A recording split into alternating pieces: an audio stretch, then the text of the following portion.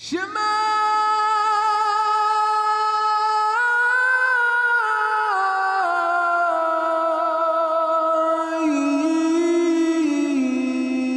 Israel. Hope you enjoy this next study. My name's Dee. This is my wife, Millie. So if you like what you see, subscribe and hit the notification bell. And if you wish to reach out to us, you can email us at devotedtoyah@gmail.com.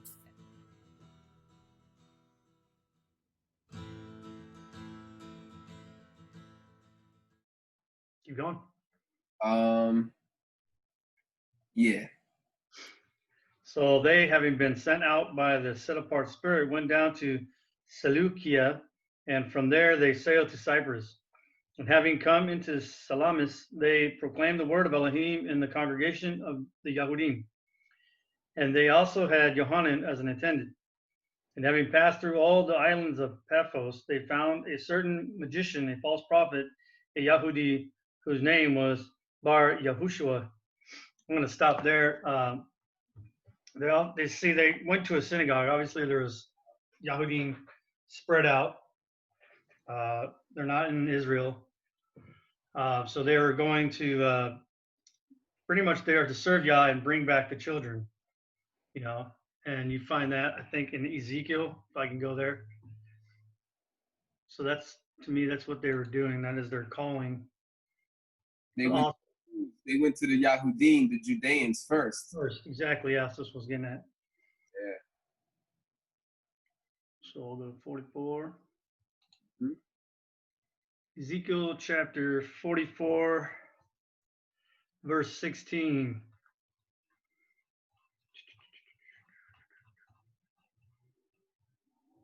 Which says, "They shall enter into my sanctuary, and they shall come near to my table to minister to me, and they shall keep my instructions. It will be that when they enter at the gates of the inner court, they shall be clothed with linen garments." Anyways, so they're going into the sanctuaries, which are the synagogues, and they're ministering to the children of Israel, bringing them back, telling them the good news, the gospel of Yahushua HaMashiach. So that's very important. That's what I got out of that. Let me get some cross references for this. Yeah. I'm not good on my notes today. We knock about Yahuwah going after his lost sheep of Israel. So Jeremiah chapter 16, Jeremiah chapter 16, verse 15 to 17. It says, "But Yahuwah lives, who brought up the children of Israel from the land of the north and from all the lands where he had driven them. For I will bring them back into their land, which I gave to their fathers. Behold, I will send for many fishermen, says Yahuwah, and they shall fish them. And afterward I will send for my hunters, and they shall hunt them from every mountain and every hill and out of the holes of the rocks. For my eyes are on all their ways. They are not hidden from my face, nor is their iniquity hidden from my eyes." I like the verse 16 where it says Yahuwah is going to send fishermen, because it reminds me of Yahusha telling his disciples, "Come and follow me, and I will teach you to be fishers of men."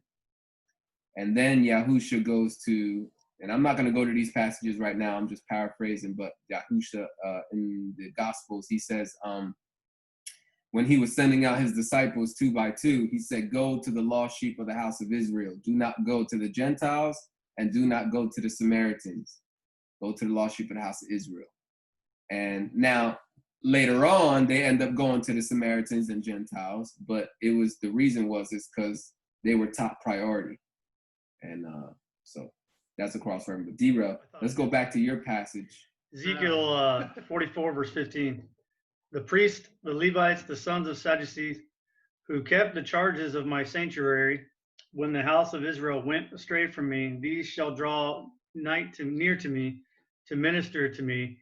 They shall stand before my face, to offer sacrifice to me. The fat and the blood, says Yahuwah Elohim. These shall enter into my sanctuary, and these shall approach my table to minister to me, and they shall keep my charges. You know what? I'll say this. I did get something from the passage you brought up. Guess what it is? Ways to minister to Yahuwah. There you go. That passage says that they were giving offerings and sacrifices. That was a way to minister to Yahuwah. So I know that in another passage in the Old Testament, it says that offer sacrifices of praise. Yahuwah accepts offerings or sacrifices of praise. I'm kind of butchering it a little bit, but in other words, different ways that you can minister to Yahuwah is by offering sacrifices, literal physical offerings, animals, grain, and things of that nature, but also worship, praise. That's probably another form of offering and sacrifices. Hence, ministering, ways to minister to Yahuwah. So back when we were reading in Acts, when they were saying that they were all 13 verse 2, it says, and as they ministered to Yahuwah and fasted. So it makes sense to me, right? Like it sounds like they're fasting, they're praying, they're probably praising and worshiping and lifting up incense, or whatever the case may be. So it would be in that atmosphere that Yahuwah spoke. That's pretty cool. That's what I got from that passage that you brought up, even though that doesn't have to do with the. Yeah, I did these notes a while back. Butchered it. What's that? Can we go next? We stopped at 5, didn't I? And back to Acts 13, verse 5. And having come into Salamis, they proclaimed the word of Elohim in the congregations of the Yahudim.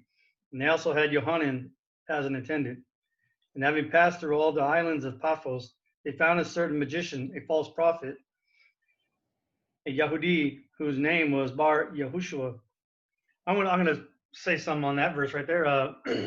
He was a Yahudim, right? He claimed, obviously claimed Yahuwah, but he also claimed to be a prophet. And that goes with there are false prophets out there that are bloodline or say they follow Yahusha that are not real prophets, Who was with the proconsul